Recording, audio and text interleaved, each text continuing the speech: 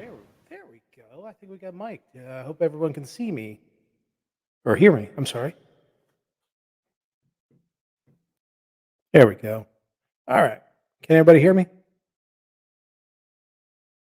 Waiting for a confirmation.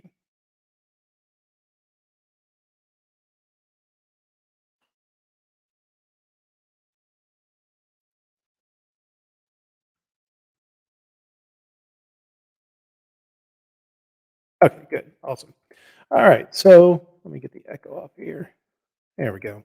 All right. So this week we're going to be, it's going to be kind of a short show. We're going to talk about the 50th anniversary, just to briefly about the 50th anniversary. It was a great time. And then we'll talk about the what happened at the LNC meeting this week. Unfortunately, I wasn't able to be there. I did have to work this week, but plenty did help happen, as I'm sure most of you do know. But watched all of it with a lot of you, and appreciate those people that did turn out and watch the events this weekend. So anyway, let's get into it. First up, before we get into the reports, let's talk about regional and affiliate training. Have you guys signed up for regional affiliate training? Let me bring it. Yeah, there's that address for it. So we've got four more affiliate trainings coming up. We've got in two are in September, and in 2 weeks we're going to be in Des Moines, Iowa, Region Six training. And the week after that, they're going to be in Shreveport, Louisiana, and Region Seven training. So please show up if you're in those areas. And in October, the final two. One is going to be in Atlantic City, New Jersey, which is that's going to be on October 9th. And then we're going to have the final training of this year in Indianapolis. And if you get a chance to stop by, say hi to Kara, Michelle, anybody who's involved in this training, because they are working their ass off, and they are doing a fantastic job. I went to the training in Norfolk and had a tremendous time. It was a great time, great learning experience, getting to meet great regional volunteers, and people from all the way over from Kansas came to our training. So it was a great chance to meet people I hadn't met before, and get some great knowledge to bring back to my home state of West Virginia, or wherever my journey takes me in the future. So um, the second thing that I want to talk about is 50th. I went to 50th last weekend, which is why we didn't have a show. And I wanted to get reason why I'm doing kind of a truncated show tonight is I wanted to get something on this week because I didn't do anything last week. But 50th was such a phenomenal time. If you were there, shout out. Thanks for coming out and doing that. Oh, thank you, Hidetoshi Karita, Libertarian Party of Russia. Fantastic.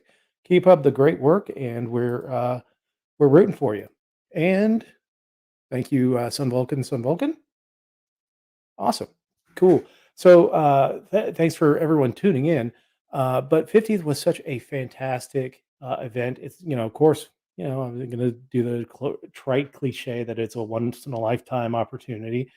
But, when you make it to 50 years, it's something worth celebrating. I personally have not made it to 50 years, so I'm gonna be celebrating when I get my 50th birthday here in a couple of years. But, it was great to meet some, those grassroots volunteers that have been working in the party for years. We've met some people that have only been involved in it for a couple of years.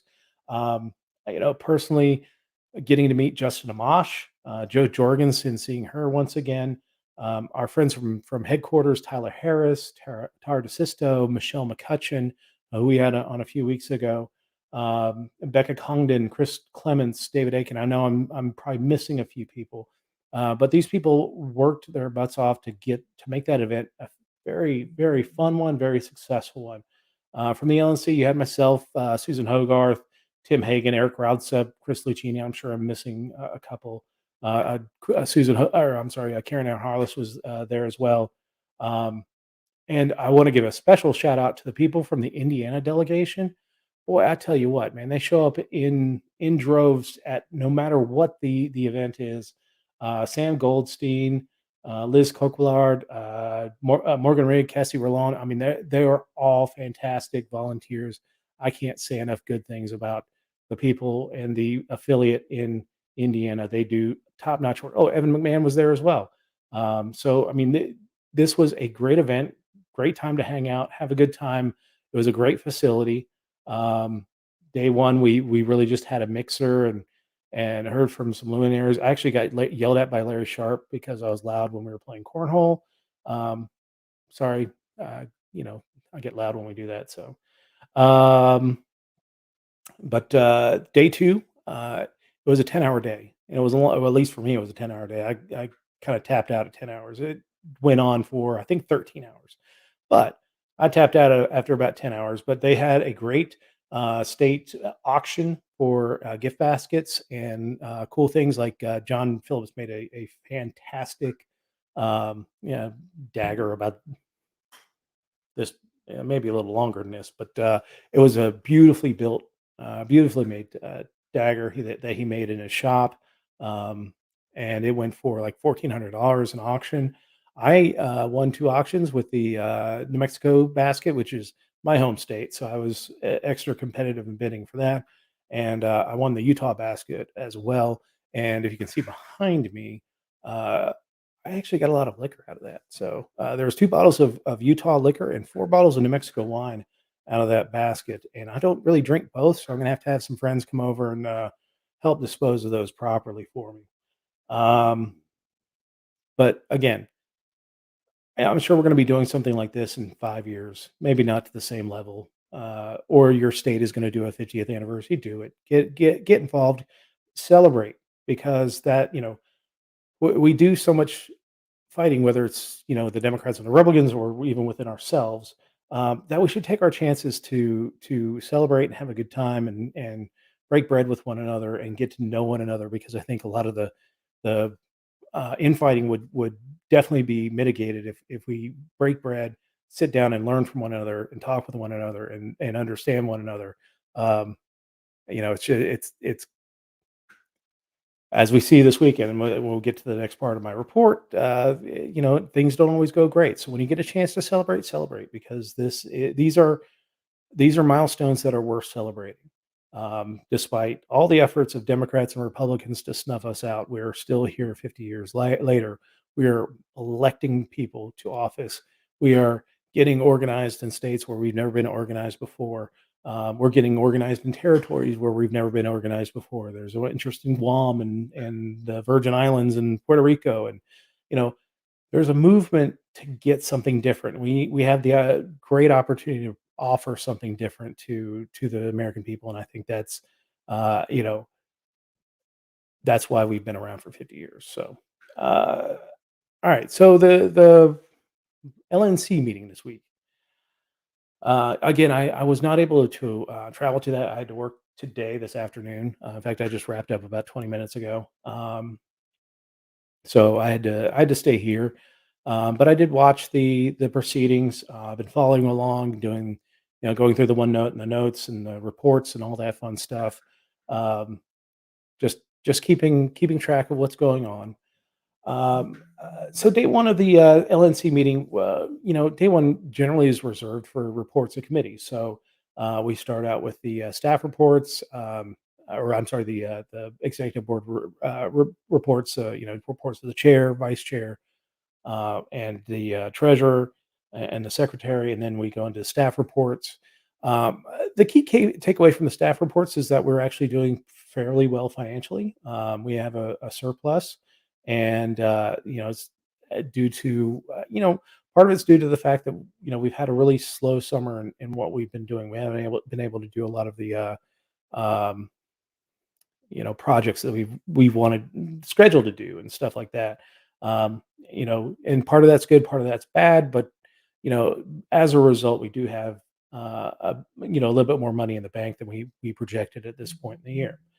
So, the other key takeaways is that our development, our regional training, uh, the 50th anniversary all did very well. The regional training is phenomenal. Again, please go to it. It is a great time, a great project to get involved with. Great way to get involved in the party and better involved in the party and become a resource to the party. So, but That's all part of the what the national party is doing right now, is putting together these programs, and, they're doing fantastic job even as, perhaps the Libertarian National Committee is not doing, what we should be doing, and, so we've gotten to that point right now. Look over, do we have any questions? Okay. So let's talk, the afternoon of day one, was the report of the Special Investigative Committee into the issue that happened in New Hampshire. The key takeaways from that report, which was released to us about a week ahead, and to the rest of the body about 3 or 4 days ahead of the meeting, was that the committee found that the letter that was sent to former chair of LPNH, Gilletta Jarvis, was extraordinary, um, and in nature, and um, they found that Joe Bishop Henchman, the former chair, had deleted some emails, um, and that those emails themselves were not recoverable due to based on a built-in time constraint from Google that cleans out a trash can after so many days or whatever. Um, I'm not too technical on that end of it, so I couldn't speak to whether that's true or not. That's just what we got in the report. They believe that there was a third person involved, and sought to coordinate the actions between the chair and the chair of the Libertarian Party of New Hampshire, but they were unable to identify the person. Um, and there were questions about whether that person really existed because it was based on the testimony of only one person. Um, you know, eh, I don't know what to believe. And at this point, the committee was not convinced that if we kept the report open any longer, that they would be able to divine that information. We weren't convinced that we'd be able to recover the emails, although there were reports and posts that said that the former chair had offered a folder of those deleted emails or deleted documents for review, and they were not reviewed. Um, at this point, we said, if there's no chance for us to recover that information, or get to that uh, alternate person that may have been involved in this, we would let the committee stand on their report and their mandate. They were given a week to present to us a final report, which they did. They actually turned around and provided the final report to the committee yesterday afternoon. So the special investigative committee to that issue is now closed. Most of the main actors at this point are out of the picture. Um, Again, without the identity of whoever this supposed third actor is, it's hard to we don't know what else is out there, but I without the ability to have any actual legal teeth when it comes to an investigation like this, there's only so much that they can compel someone to tell out of this. When they do an investigation like this, um, I've certain feelings about this. I don't know. I mean, I would hope that, if there was a third person, that identity would come out, um, just so we can pick their brain as to why they thought that this was a good idea, because obviously it was not. Um, it was a very, very bad idea. I mean, I remember hearing the news break, and I was like, "Oh, that's not good." So, I don't think that this is something that's going to be tried again. And if it is tried again, there are ways for us to mitigate. Um, CRM performed admirably in this case. I know that there was a lot of question about CRM. It did perform admirably in this case because while the data is there, it's not any of that that really sensitive PII, personally identifiable information, would be exposed to people. So yes, actually, this was all right. Delay in getting the emails was unacceptable. I agree. But, that wasn't I mean, let's see. Would I have kept the investigation going or not? I mean, that's hard because the investigation. I get a sense of frustration from the three investigators: Rufus King out of Louisiana, Joe Buckman out of Dr. Joe Buckman out of Utah, and Pat Dixon out of Texas. I think Pat Dixon was kind of the chair of the group. He was the main presenter at the LNC meeting. Um, you know, I sense a frustration that they weren't gonna get the answers that they wanted, but I did have some frustrations in how the investigation was conducted. I didn't agree with the meetings and the interviews not being recorded. Those were you know Rufus decided to do the meetings and interview and take notes and rely on memory, and that's probably not always the best thing to do when you're doing an investigation on that. Some things might slip. Even the best of us, it's hard to pay attention and ask questions and write down notes at the same time. Um, I would have pushed to have recorded conversations just for clarity, ensuring that I get everything, all the information. But based on the mandate, and really, again, remember we can't compel testimony out of anybody, even members of the LNC. We couldn't compel testimony. And granted, I was not asked. I really wasn't involved in this at all. I was definitely not that crazy third person or whatever that was. Uh, I wasn't asked because it's not my region. I I know a few people from New Hampshire, but I kind of keep out of New Hampshire's business. So that's it's very hard to say uh, that this investigation would have produced anything more. So um, if we had just kept it open, and this is part of the reason why when we were talking about forming this committee, I didn't want it to be a outside investigative agency that we would have to pay for because an outside investigative agency would have pushed to extend this investigation longer to get those answers, and we would have paid for pretty much what we get today. I just don't think, again, an outside investigative agency still does not have that legal authority to compel you to testify, compel you to tell the truth, the whole truth, and nothing but the truth. Only a court can do that. So it's a hard thing. Um, I mean, I'm hoping that this kind of serves as a scared straight for anybody who would consider doing something so dumb in the future. Uh, that's my takeaway from it. So let's talk about day two. See. Yeah, the we have a surplus.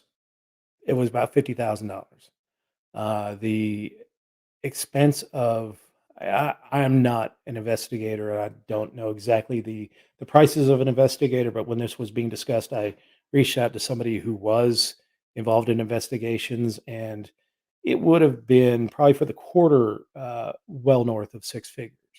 So yeah, we have a surplus now, but we would not have had a surplus certainly, and it would have started eating into things, vital things like candidate support, affiliate support, things that we do operating as a party, more than finding out why people were doing dumb things in New Hampshire. But anyway, so let's talk about day two. Day two, we all know what day two is supposed to be. We started out, the first agenda item was the discussion about the suspension of Karen Ann Harlos as secretary. Immediately was moved to push that back on the agenda, actually to the last item, and we started discussing other things. So one of the things we discussed was Vice Chairman Ken Molman discussed the CRM project, how there is a need for um, some issues coming. That there were issues coming out of the New Hampshire issue. New Hampshire which caused the New Hampshire party to drop out of the CRM. We are in 28 states. We are hoping to push through a few more states before the end of the fiscal year or the end of the calendar years. I'm sorry. So he did note that there were some technical issues, the lack of RAM on the back end, which makes it slower for people trying to get data out of CRM. Uh, he noted that there is a need for an expansion in that. The committee did vote um, to help address some of those issues to spend $15,000 promote, to get additional technical support to the CRM project so that it is fully operational for the future. Of course, our budget meeting is the next meeting, so we'll probably be talking about more money with the CRM project coming on in December at the meeting in Boston. The second thing that we really just, and there were a couple other things that they wanted to discuss with the CRM project, but it turned out that they wanted to kind of push those to the email list, so those were tabled at this time. The second thing was Susan Hogarth, Region Five, my regional rep, was able to secure a one-time $500 donation for to assist the Libertarian Party of South Carolina with tabling an outreach event. There was a little controversy with doing it. They were saying, if we do it for one, we should do it for all. I agree. We should do it for all. If that's some of the things. If we can start raising more money, that we can start assisting state parties in doing the outreach events that help them reach more voters. That is a great thing. We should be doing that. But that did pass. So great to see LP South Carolina being able to table an event, a good outreach event. I think she said 75 to 80,000 people attend this event, so it's great to get that kind of a visibility. All right, so at that point, Secretary Harlos motioned that we bring the motion for suspension forward, and I'm going to try and do this as clinically as possible. I'm trying not to get too wrapped up in the he said, she said stuff of this whole thing. So here are the facts. Secretary requested the suspension be brought back up, and we voted to do that. After three points of orders and a couple of attempted motions, and three votes to overrule the chair, which all failed, we went into debate on the suspension motion. Laura Ebke, the bringer of the motion, was allowed 30 minutes to bring forth the case of suspension, or suspension. It's hard because suspension is technically removal in this case. It's the same effect. She was allowed 30 minutes to present their case. There was Laura Ebke, Aaron Adams, John Phillips. I believe Susan Hogarth spoke as well, and a couple other people did speak during that time. David Sexton, I believe, as well. At that point, after that case was made, Karen Ann Harless was allowed 30 minutes to present the opposing side, which she did. She did take up most of that time. She did allow Dustin Nana and Ken Molman to speak on her behalf as well. Dustin Nana offered a motion to change the word suspension to censure. That was debated, and it failed. And at that point, we moved into voting. Well, there was another 10 minutes of rebuttal, so 5 minutes of each side got to rebut each other.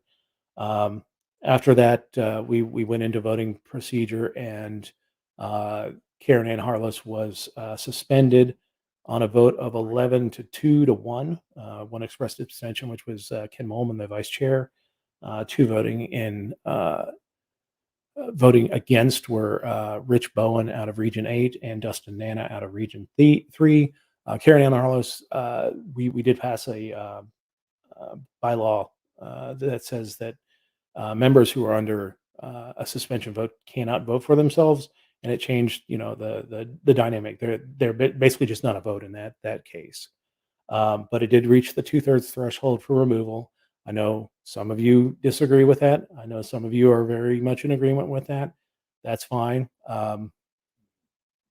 I guess I'll switch hats and say this is my position on it.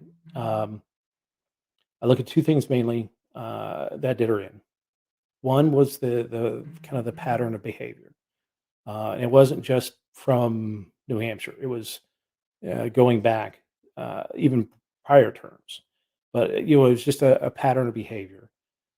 The second was the lack of contrition. When offered an opportunity, this was during the debate regarding the censure motion. Pat Ford from Region 8, which eventually voted not to uh, not to suspend her. But that was Rich Bowen, the actual regular representative that made that vote. But Pat Ford asked if she was censured, and the main thing about censure is the how are you change your behavior, and that was essentially his question. And really, the answer kind of left everyone wanting. Like, I think if she had shown some contrition and shown some definite steps of what she was going to do, to kind of address her behavior, I think that she would have survived. Honestly, I think there were a couple of wavering votes that would have changed, and she would have survived. Uh, I don't wish her ill. I don't wish anyone ill. I think I supported the motion. I did not vote on it, of course, because I was not there, but I supported the motion. Um, and my regional rep, who did vote, did support the motion. So that's where I stood. But again, from here, she has the right to appeal to the Judiciary Committee, and that's what she's going to do, and that's her full right. And I wish her luck in doing that. I'm not completely up on the Judicial Committee process of what how that turns out, or how what they do, but that's her right, and uh, I wish her luck in doing that. Um, and whatever happens, happens. That's just my feeling. So, and I know that people are mad, and I get that. Um, but I when I first joined the Libertarian Party, I uh, I didn't know what the Libertarian National Committee was. For many years, I really didn't care what the Libertarian National Committee was. Um, and I think for far too long, we've allowed the Libertarian National Committee to kind of dominate our discussions rather than let's figure out how to do things on the local and grow the party that way. The Libertarian National Committee has done some really good things, like the Frontier Project, providing some professionalization through the candidate training and affiliate training. The I think the affiliate box is going to be a very good thing for our local affiliates. But I think we've got to start getting our focus away from us knuckleheads in the LNC and back to our states and our local communities. That's how we're going to win. That's how we're going to advance liberty. Not waiting for us to rule from on high about this, that, or the other. We drive the policy. We as locals will drive the policy in our communities to make ourselves to have a world set free in our lifetimes, which is our stated goal. So, anyway, that's let me hit some questions. Yeah, she did. I mean, that's all right. I mean, and that's Karen Ann Harless. I mean, I, I'll level with you. I like Karen Ann Harless. If when I go to events and Karen Ann Harless is there, I can sit down with her and it actually came up during the meeting. Sit at a bar and hang out with her and have fun, and she's very personable on a personal level. I think the thing with her is that she lets her it's the public persona, and if she let her actual genuine persona shine through, I think a lot of people would not have as many issues with her. But she has kind of this grandiose public persona that I think she feels that she needs to continue to bring up. And you know what? That's cool. That's her, and you know, she put on a show, and that's Karen Ann Harless. That showmanship that we saw today was great. I mean, she does make a compelling case, but I think when it comes to dynamics of a board, it's not a show. We are here to try and guide the party into, uh, setting the agenda of the party so that you guys can go out there and just work and do the things and get people elected. That's my takeaway from it. Didn't Karen Ann Harless go everywhere? Yeah. Karen Ann Harless, again, she does some good things, and I don't have a problem with that. Again, this is not a personality problem. Like I hate Karen Ann Harless. No, again, I can sit down and hang out with her, and she is very personal, like a one-on-one conversation. My goodness, she's so personal. It's really cool to hang out with her. But the flip side, what we see, and I know a lot of people like that fighter image, and that's it's very effective when it's going against someone else. But when she's turning the fire on everyone inside, then that's it becomes disruptive. So let's see. Not everyone wants drama. Drama is in the eye of the beholder. So we will vote the LNC members just to give you a chance. N- Not really. I mean, I don't agree with everybody on the board, but that's fine. Um, it becomes a issue of can we move forward? And I think people made that investment of no, we can't. But anyway, I, I'm I hope Karen Ann learns from this. I hope Karen Ann, takes some lessons from what's gone on and what people are saying to her as to why they voted for this resolution and makes corrections because if she does, she's going to come back way stronger and a better person and a better libertarian and an absolute asset to the Libertarian Party. That's my hope. That's a sincere hope. But if not, um, I'm concerned. I really am concerned. But you know, if she ever needs help, I don't, reach out to me. I don't, I there doesn't need to be animosity. Um, things went against her today. Doesn't mean that that's the permanent situation for her. So, um, yeah, it's messed up today. Bad, yeah, perhaps. I can't say. We'll see. Hey, Tim, how you doing? Tim McMaster, all around badass, uh, wrestling guy out of Pennsylvania. So, say hey to Tim. Um, so I'm not going to bore everyone for too much longer. This actually went a little bit longer than I thought. Um, I will say uh, the next 2 weeks, or next 3 weeks, we've got some really exciting shows coming up. So next week we are talking Canadian politics, which I know people are like, oh, Canadian politics. What are we First off, we're talking to Tim Moen, who's the former head of Parti Libertarien du Canada, or the Libertarian Party of Canada, about the Canadian election, which is slated for later this month. Justin Trudeau has called a snap election, and we'll go into kind of how the Canadian political system works. But he's called a snap election, which he, as a prime minister, has a right to do in order to try and enhance his party majority in part. Well, actually, go from a minority government to a majority government.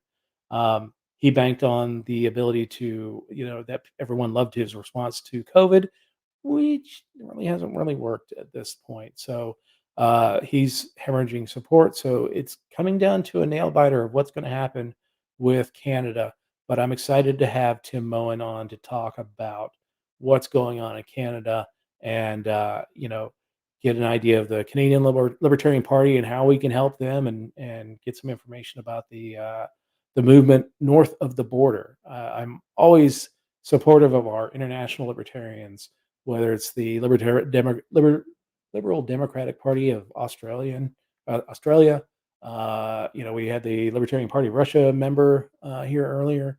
I know we got some great movements coming out of Africa right now. So I'm happy to highlight those international movements for liberty, and especially with the election coming up in Canada next week, we or in a couple weeks, we'll be talking Canadian politics next week. And then the next 2 weeks, we're going to do what I call Candidate Palooza, which is we are going to take the first week, we're going to have candidates from like Virginia, Illinois, Ohio come on and talk about their campaigns, drum up support because at least in Virginia, they're starting early voting on the 17th. I think our show runs the 19th. Um, we want to get them exposed, and you libertarians who want to get involved in campaigns or throw some money a few candidates' way, we want to expose those candidates to you because we are in an off-year election, so you might have some extra cash to throw around. I'd love for you to do that to some of these candidates. And then the week after that, we are bringing on a bunch of candidates from the state of Pennsylvania. If you have not heard what the Molten Maneuver is, we're going to talk about that. We're going to talk to great candidates like Tim and a bunch of, we're going to talk to hopefully state chair, the state chair, name's escaping me right now, and I can see her face right now. That's what happens when you turn 38. So, anyway, we're going to be talking to several of the candidates in Pennsylvania that are running on the Molten Maneuver. We are going to be looking at almost doubling our number of elected officials on election day just because of this. So this is a very important thing. This is that building the bench, moving forward, getting people who are ready to represent and in the political system so that they can justify their moving up to say state house, state senate, and then when they go up to state house, state senate, they can justify a run for U.S. House or governor or lieutenant governor or commissioner of agriculture or whatever they're doing. But it's building that bench, and that's the important thing of the Molten Maneuver, stocking the lake with libertarian candidates, libertarian office holders, and a bench for us to build up on. So yes, Jen Moore, state chair of Pennsylvania, and I'm kicking myself for forgetting that because my brain is melted. But anyway, I put the Labor and Labor Day today, so. Yeah, those are our next three. In October, we're going to have Des Lindsay, who's running for Texas State Senate, not this year, but next year. But we're actually going to talk to her about that. Talk to her about some of the things she does with the Psychedelic Caucus, and talk about some of the things that she, her work with Vermin Supreme and all the great things that she's done for the party. So I look forward to talking to Desiree Lindsay in October. I think that's the second week of October. The first week is going to be the LNC meeting, so I probably won't have a show that week. But anyway, 9:30 tonight on my personal Facebook, my personal YouTube channel, which you'll see linked at the end of the show. You can join me, Dan Fishman, Emily Hurtley, perhaps my sister, perhaps Tyler Smith, on the Political Deep Dive After Dark. This is just more of a irreverent look at the week in politics and pop culture and news. We got plenty to talk about, such as the Texas abortion decision. There was a coup in the country of Guinea in Africa. Leaders are falling in Africa at a rapid rate. So if you haven't been paying attention, hop on over and join us for that at 9:30 p.m. Eastern. But again, thank you so much for joining us this week on the Political Deep Dive. I really appreciate it. It's been a difficult week. I know that people are angry. I know that people are, some people are celebrating, some people are angry. But again, all this is going to pass, and we still have important work to getting the country on the right track and setting the world free in our lifetime. So. Anyway, thank you so much for joining us this week. Let me get my video. There we go. And I will talk to you guys next Sunday night at 8 p.m. with Tim Moen, former head of the Libertarian Party Canada. Thanks, everyone. Thank you for joining us on the Political Deep Dive. We air every Sunday night at 8 p.m. Eastern. You can get regular updates on our show and our guests by following us on social media. On Facebook.com/ThePoliticalDeepDive, all one word. On Twitter.com/PoliticalDeep, all one word. On YouTube.com/Papaduke, PAPADUKE. On Twitch.tv, The Political Deep Dive, all one word. And on Mondays, the audio of this episode is uploaded to SoundCloud.com/ThePoliticalDeepDive, all one word. And you can join in on the fun on Instagram.com/ThePoliticalDeepDive, all one word. The best way to support the Liberty Movement is to join the Libertarian Party at lp.org. Give us a like, a share, and a subscribe on whatever platform you're watching from. It helps extend our reach, and we greatly appreciate it. We look forward to seeing you next Sunday night at 8 p.m. Eastern.